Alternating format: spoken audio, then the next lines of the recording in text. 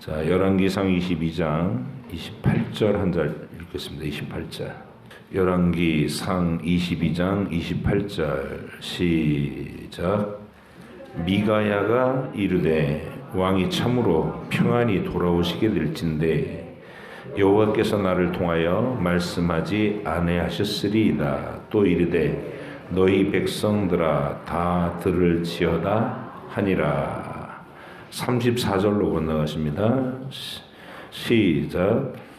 한 사람이 무심코 활을 당겨 이스라엘 왕의 갑옷 솔기를 마친지라. 왕이 그 병거 모는 자에게 이르되 내가 부상하였으니 내 손을 돌려 내가 전쟁터에서 나가게 하라 하였으나. 한 절 더 읽을게요. 시작. 이날에 전쟁이 맹렬하였으므로 왕이 병거 가운데에 붙들려 서서 아람 사람을 막다가 저녁에 이르러 죽었는데 상처의 피가 흘러 병거 바닥에 고였더라. 아멘. 종교 행위로가 아니라 하나님을 사랑하고 진리를 사모하는 마음으로 나무신 겁니다.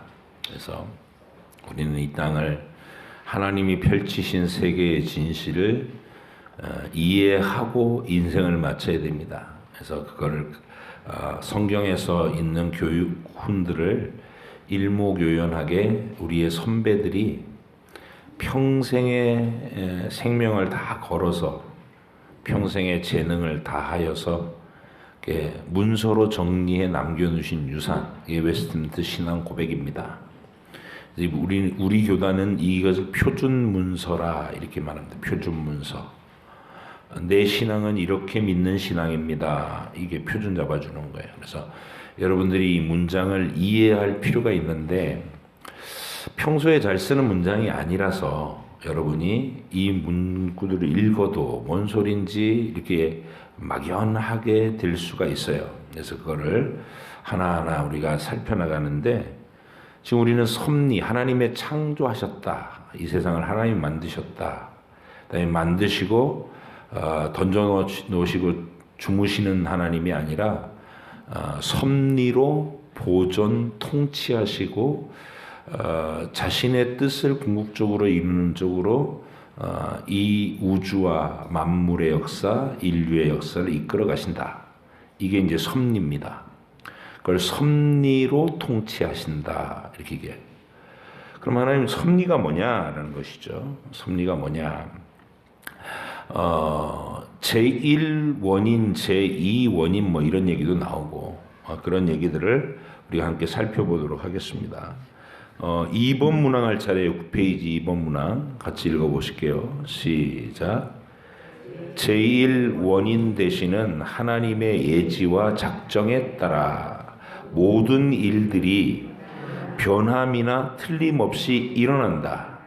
그렇지만 동일한 섭리에 의하여 하나님은 제2원인들의 성질에 따라 그 모든 일들이 필연적으로 자유롭게 또는 우발적으로 일어나도록 작정해 두셨다. 이랬습니다. 분명히 한국말은 맞는데 이게 뭔 소리냐 잘 안 들어오실 거예요.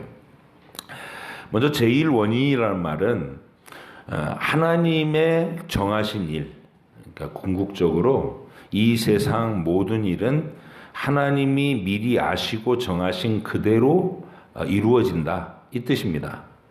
그걸 우리 작정이라 그랬죠. 예정, 작정. 그런데 예정이라는 말과 작정이라는 말을 쓰면 꼭 우리 생각은 어느 쪽으로 흘러가느냐면 그럼 우린 가만히 있으면 되겠네? 자꾸 이쪽으로 간다는 것이죠. 하나님이 정하신 대로 다 흘러갈 거니까 가만히 있어도 그냥 하나님 뜻대로 되겠지. 그렇게 만들어지지 않았다는 거예요. 그래서 거기에 제2원인이라는 말이 나오는 거예요. 하나님은 이 세상에다가 하나님이 세우신 자연 법칙을 주셨어요. 우주와 만물이 중력의 법칙에 의해서 이렇게 항성을 주위에 행성들이 이렇게 주변에 쭉 돌게 하셨고 그걸로 시간의 변화, 계절의 변화 이런 것들이 가능하도록 하셨고 또 어떤 사건들은 반드시 인과율에 따라서 이어지도록 원인이 있고 결과가 있고 이 원인이 있으면 그 원인을 비켜가지 못하는 필연적인 결과가 항상 따라 나오는 그게 이제 자연 법칙입니다. 흔히 세상 사람들 말로는 인과율이라 이렇게 말하기도 해요. 그래서 하나님이 미리 정하셨다 이 말을 하면 그러면 뭐 이 세상이 자연 법칙에 의해서 운행되는 건 아니겠네. 뭐 원인과 결과가 따로 있고 그런 건 다 무시되고 하나님이 그냥 강제로 전부 다 자기 뜻을 이루는 쪽으로 흘러가게 하겠네. 이렇게 생각하는 것은 이슬람 사람들의 숙명론이라 그랬습니다. 인샬라. 신의 뜻이면 물에 빠져서 허우적거리는 사람도 보고 이렇게 얘기하네. 인샬라. 신의 뜻이면 살 것이고 신의 뜻이면 죽을 것이다. 자기는 아무것도 안 해. 그게 숙명론이라 그랬어요. 우리는 섭리신앙은 그런 게 아닙니다. 하나님이 이 궁극적인 하나님의 결정인 하나님의 예정과 작정이 있지만 그것이 이 세상의 인과율이나 이 인간의 자유의지나 또 자연 법칙을 묵살하는 쪽으로 작용하시지 않는다. 하나님은 피조물의 자유의지를 강제로 이렇게 조작해가지고 하나님의 뜻을 이루지 않는다. 이 말입니다. 이거에 우리의 논리로는 명백히 모순돼요. 내가 마음대로 할 수 있는 자유가 있는데 하나님이 미리 정하셨다. 그러면 우리는 꼭두각시네 뭐. 어차피 내 자유대로 한다고 그러지만 어차피 하나님이 뒤에서 이렇게 조종하는 대로 가는 거 아니야? 이게 우리 이성의 한계예요. 우리 이성의 논리는 그렇게밖에 이해가 안 된단 말이죠. 그래서 그걸 설명하려고 제가 차원 얘기까지 했어요. 1차원의 점의 세계에서 이렇게 면과 선으로 이어지면 2차원이 된다 그랬고 2차원에서는 X좌표, Y좌표밖에 없어요. 그래갖고 X좌표가 3이고 Y좌표가 2인 그 지점이 만나는 점은 딱 한 군데밖에 없어요. 그죠? 평면에서는. 근데 차원이 달라지면 X좌표 3과 Y좌표 2가 만날 수 있는 지점은 무한히 많아져요. 3차원 공간이 생기니까. 그래서 우리가 살고 있는 차원은 3차원 세상이다. 시간과 공간이 존재하는 이 3차원 세상에서 우리는 살고 있는데 하나님은 무한 차원의 존재이시다. 그래서 우리 논리에선 충돌되는 논리가 하나님의 논리에서는 전혀 지장을 받지 않으신다는 거예요. 그래서 성경이 그걸 말하고 있고 우리는 내 이성의 논리보다 성경에 밝혀놓으신 하나님의 뜻이 옳으십니다라고 신뢰하고 그를 따르는 무리들입니다. 이해는 되지 않지만 믿을 만한 이유는 있어요. 왜냐하면 하나님은 일단 성실하셨고 오전 만물을 생명을 보존하고 공급하시는 은혜가 무한히 성실하셨고 또 한 가지는 우리를 사랑하셨는데 동등하신 아들을 화목 제물로 내주셔서 우리를 영원히 자녀 삼으실 만큼 어마어마한 사랑을 보여주셨어요. 그 사랑의 행위를 보면서 내가 이해되지 않는 부분을 신뢰하는 거예요, 하나님은. 아멘이십니까?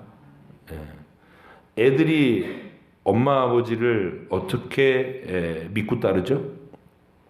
어떤 데 보면 자기를 때리잖아요. 이리 와! 막 욕도 하고 시키! 막 이렇게 때기도 하고. 그러니까 그것만 보면은 이 사람 나 죽일지도 몰라. 그래서 도망가야 맞잖아요. 근데 왜 안 도망가지? 진영아, 왜 안 도망가냐? 보여준 사랑이 훨씬 더 컸잖아, 그지? 그래서 그런 것들을 신뢰로 덮는 거예요. 우리가 성경대로 믿는다는 건 그런 겁니다. 저와 여러분의 이성의 논리를 세우지 않고 하나님이 설명하시는 내용을 내 이성보다 앞서서 받아들이는 것. 그걸 믿음이라고 그럽니다. 그래서 하나님이 이 세상의 자연 법칙을 묵살해버리지 않고 날짜와 계절과 이렇게 순환되는 모든 자연의 질서를 세우셨다. 이게 하나님의 선언이에요. 자, 한번 찾아보실게요. 창세기 예레미야서 31장 35절 보세요. 예레미야서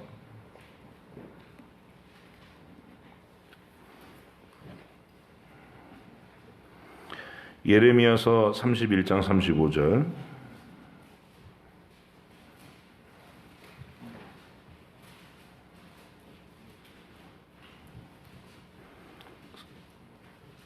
(31장 35절) 같이 찾으셨어요? 시작.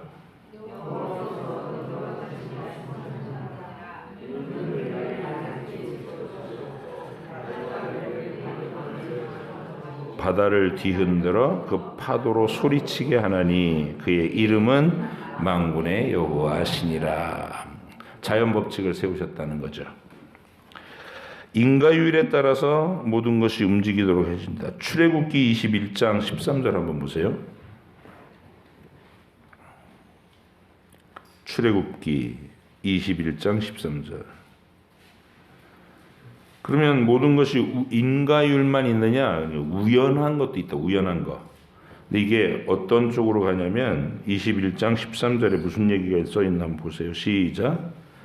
만일 사람이 고의적으로 한 것이 아니라 나 하나님이 사람을 그의 손에 넘긴 것이면 내가 그를 위하여 한 곳을 정하리니 그 사람이 그리로 도망할 것이며. 저를 보세요. 자, 똑같이 사람을 죽였어요. 고의적으로 내 이놈을 죽여버려야지. 그리고 살인자의 마음으로 누구를 이렇게 찔러서 죽인 거. 그거는 하나님이 잡아내서 사형시키라고 그럽니다. 근데 그런 거 말고 우리 일반 법정에서도 과실치사라는 게 있죠. 내가 죽일 의도가 전혀 없는데 사고가 일어나서 내 우연한 사고에 의해서 내가 다른 사람을 죽인, 그걸 과실치사라 그래요. 그래서 그런 사람들은 사형을 시키는 게 아니라 도피성으로 도망가서 재판을 받게 해라. 하나님 그렇게 얘기하시는데, 이걸 신명기 19장 5절이 짝이에요. 한번 보세요. 가령 예를 들어서 어떤 경우냐. 신명기 19장 5절.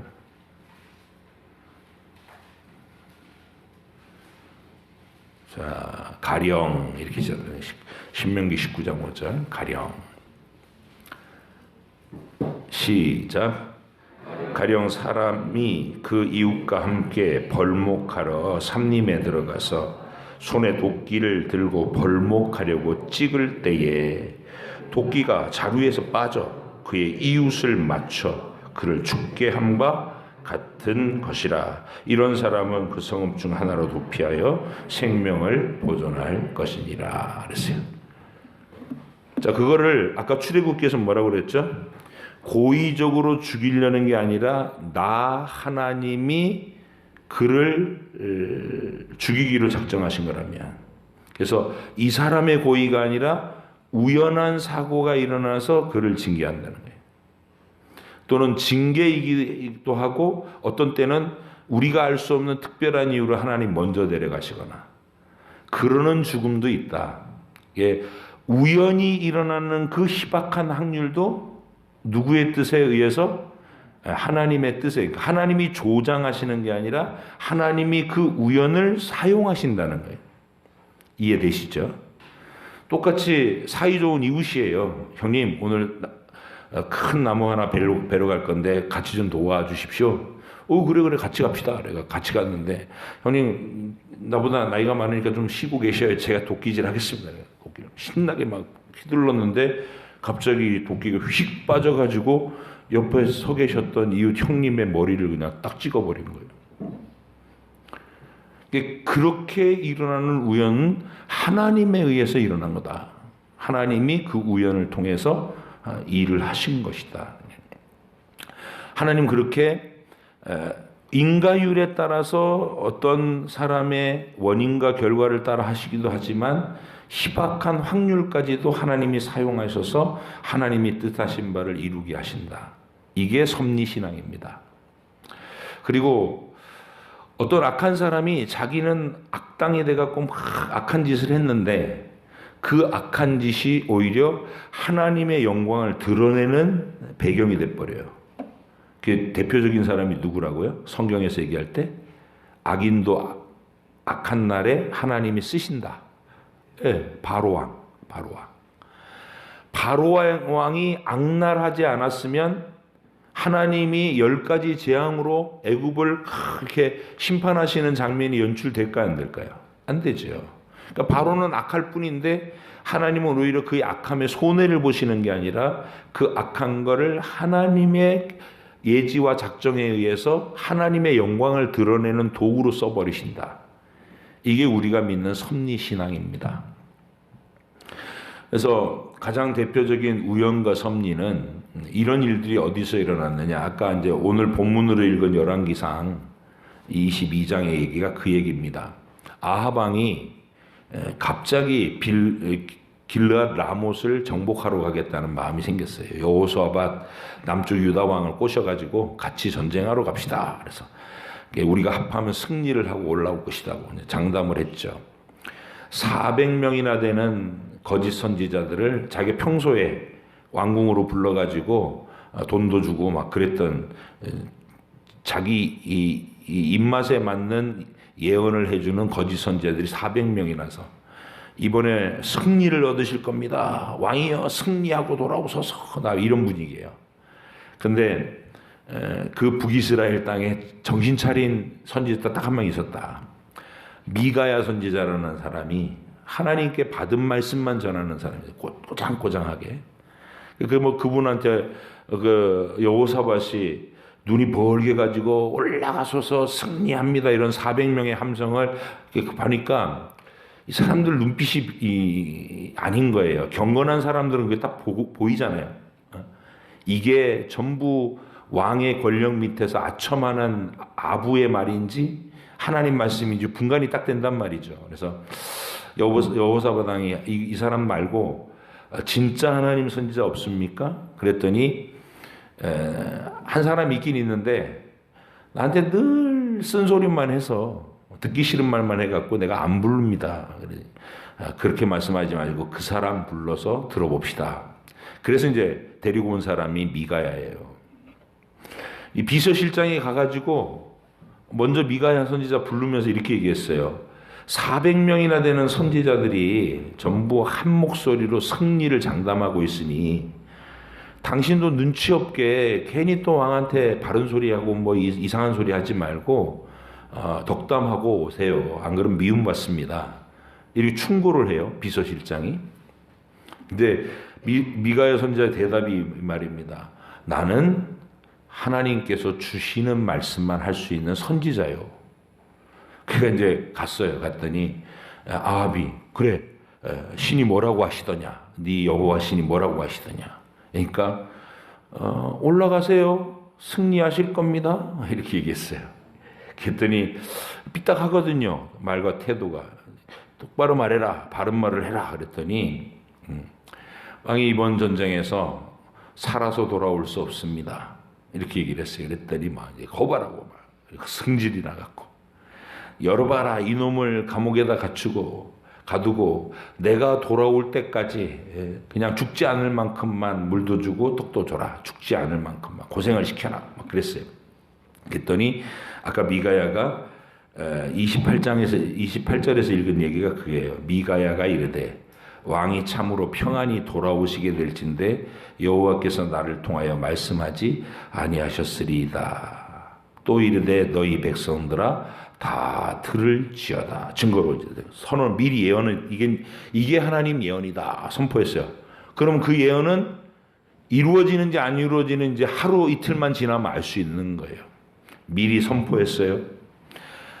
아합 왕이 찜찜해가지고 변장을 했어요. 왕복을 벗고 집중 표적이 안 되려고 여호사밧한테 왕복 입히고 자기는 평민인 것처럼 꾸며가지고 전쟁을 막 했어요.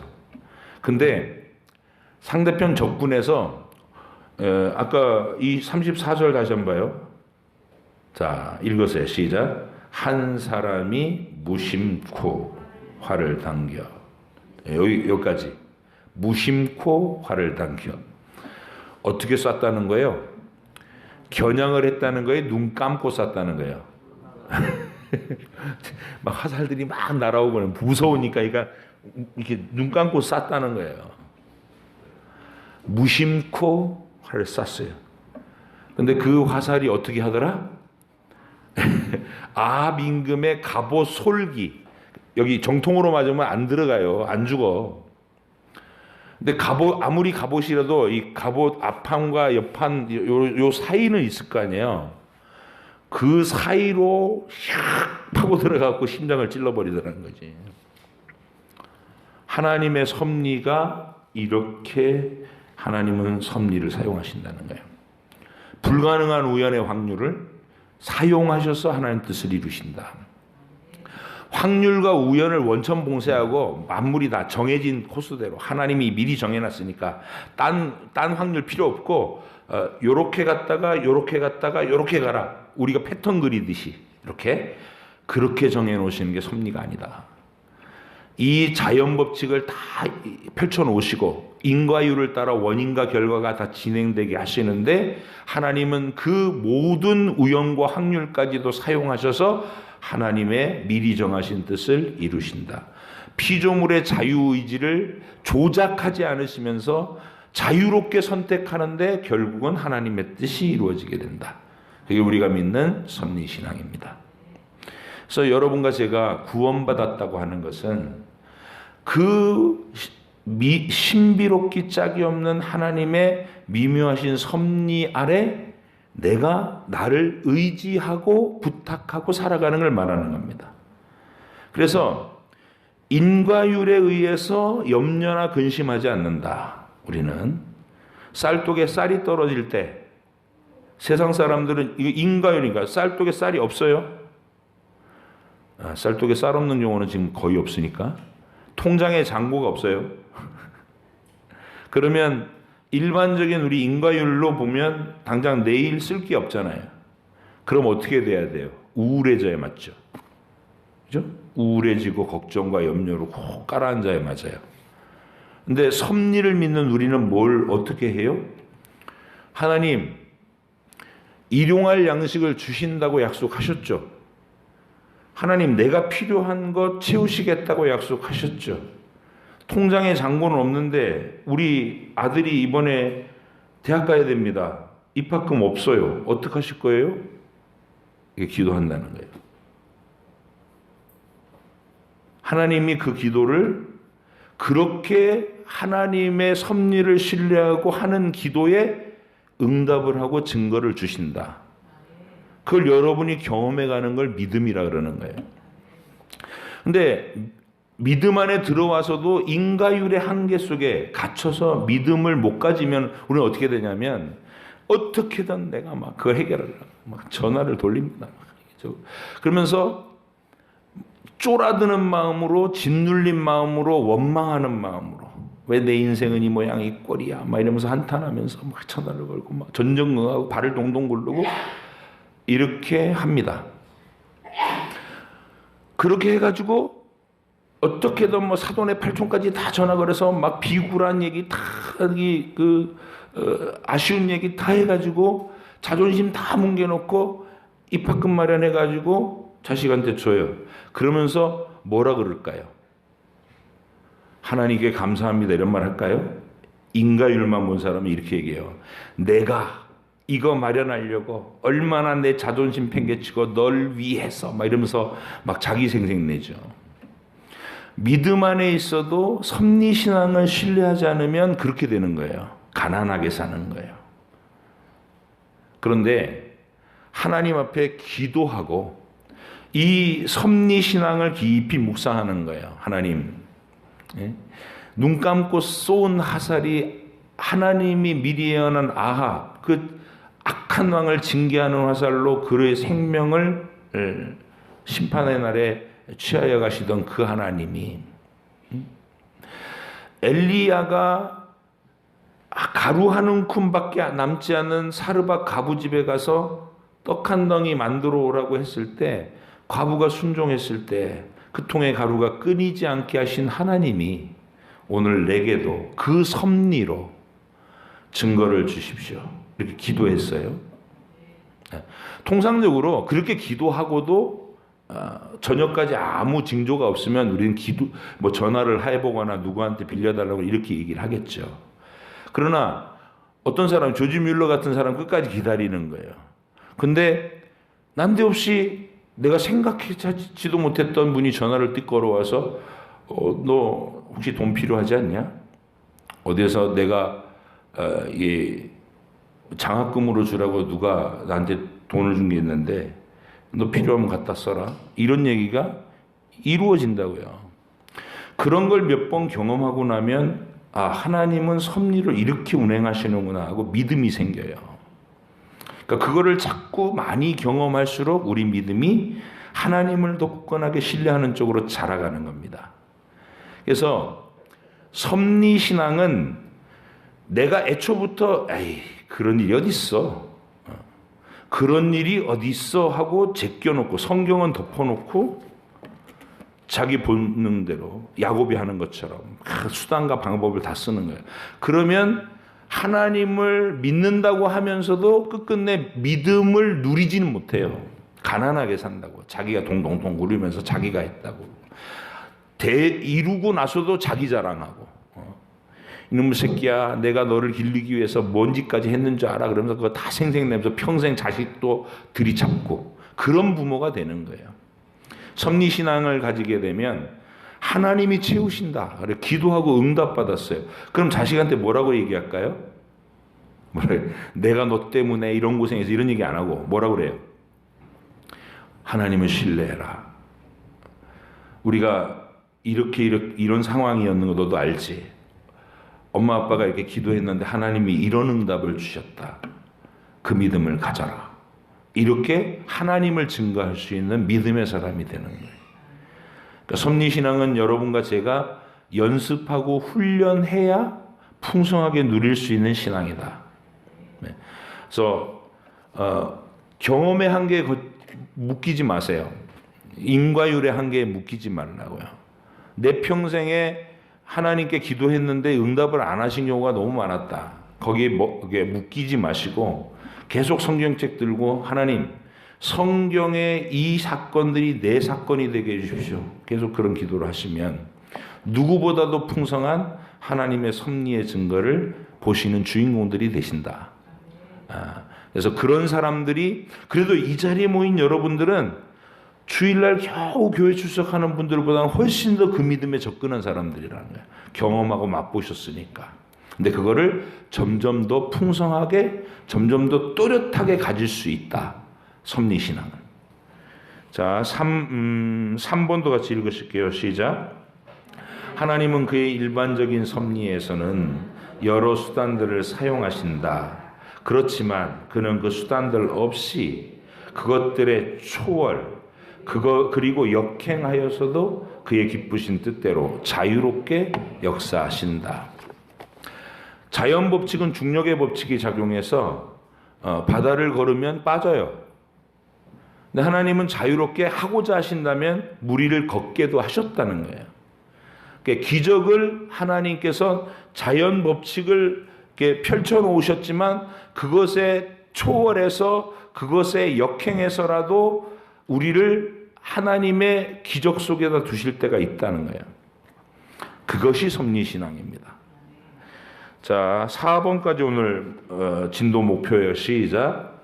하나님이 전능하신 능력과 측량할 수 없는 지혜와 무한하신 선하심이 그의 섭리에 잘 나타나 있다. 그 섭리는 아담의 첫 번째 타락과 천사들과 사람의 모든 죄까지도 포함한다. 그런데 그러한 죄들은 단순한 허용에 의한 것이 아니며 하나님은 허용하시되 여러 세대에 가장 지혜롭고 강력하게 제한하시고 그 밖에도 명하시고 주관하시어 그 자신의 거룩한 뜻들을 이루도록 하신다. 그러나 죄악성은 오직 피조물에게서 나온 것이요 하나님에게서 나온 것이 아니다. 하나님은 가장 거룩하고 의로우시기 때문에 죄의 조성자이거나 승인자가 아니시며 또한 그러실 리도 없다. 섭리로 모든 걸 이루신다고 그러니까 그럼 죄도 하나님이 만드신 거겠네? 이 생각을 하는 사람들한테 대한 대답입니다. 하나님은 모든 것을 뜻대로 이루시지만 죄를 조성하시진 않았고요.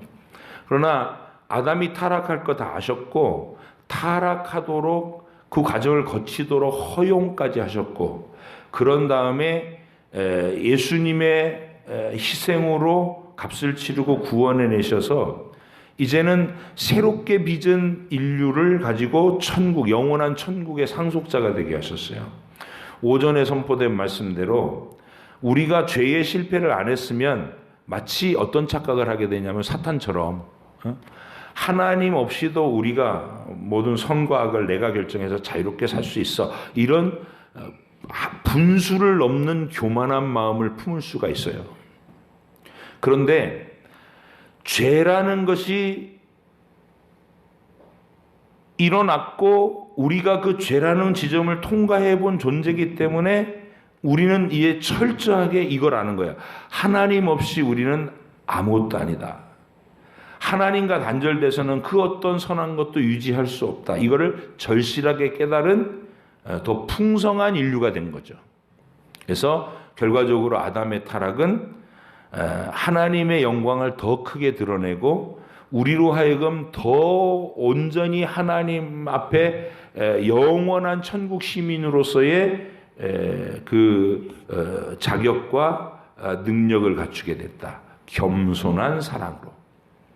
그래서 여러분은, 우리는 하나님의 이 지혜를 인정하고 그러면 믿는 사람들은 어떤 마음으로 살아가느냐 하는 거예요. 아까 아침에도 얘기했지만 자신감을 가지고 사는 게 아니에요. 나는 학과 시험을 만점으로 받고 기능 시험도 벌점, 이게 감점 하나도 없이 완벽하게 통과했어. 그 자부심으로 운전하면 제일 위험한 사람이에요. 제일 위험한 사람. 운전을 해본 사람은 알 수 있는 거예요. 제일 위험한 사람이에요. 그래서 내가 혼자 잘한다고 되는 것이 아니고, 이 운전이라는 것은 상황과 우연을 다 섭리하시는 그 전능한 하나님의 도우심이 없이는 내가 안전할 수 없다. 이 사실을 분명히 깨닫고 정말로 최선을 다하지만 자랑하지 않는, 이게 천국 시민인 거예요. 뭔가를 최선을 다해서 인과율을 다 행해요. 땀을 흘려야 결과도 있고 열매도 있다. 인과율이에요. 그걸 묵살하지 않고 다 해요. 부지런히 씨를 심고 가꾸고 노력하고 땀을 흘려요. 그렇지만 열매가 주어졌을 때 이건 내가 노력해서 얻은 거야, 이런 소리를 해요, 안 해요? 안 해요. 그걸로 된 것은 아니라는 걸 아는 거예요. 하나님이 이 모든 일들을 이룰 때 전능하신 능력으로 그 미세한 우연의 모든 재난들을 다 막으시고 나에게 열매를 주셨다. 이렇게 고백하지, 내가 땀 흘려 수고해서 마땅히 얻은 결과야 이러면서 자기를 자랑하지 않는 것. 천국의 수종자들은 그런 사람입니다. 천국의 시민으로서의 여러분들의 역할과 이 품성을 그렇게 잘 훈련해 나가시고, 오늘 두 가지입니다. 섭리신앙은 연습해야 풍성하게 누릴 수 있다. 그래서 항상 인과율대로만 움직이지 마시고, 하나님 지금 당장 통장에 잔고가 없고 상황은 이렇게 펼쳐졌습니다. 하나님 약속하신 대로 책임지십시오. 이 기도를 하십시오. 이 기도를 하셔야 되는 거예요. 하시고 나서 어떻게 대답하시는지를 자꾸 경험해 보셔야 여러분이 믿음이 누려진다고요.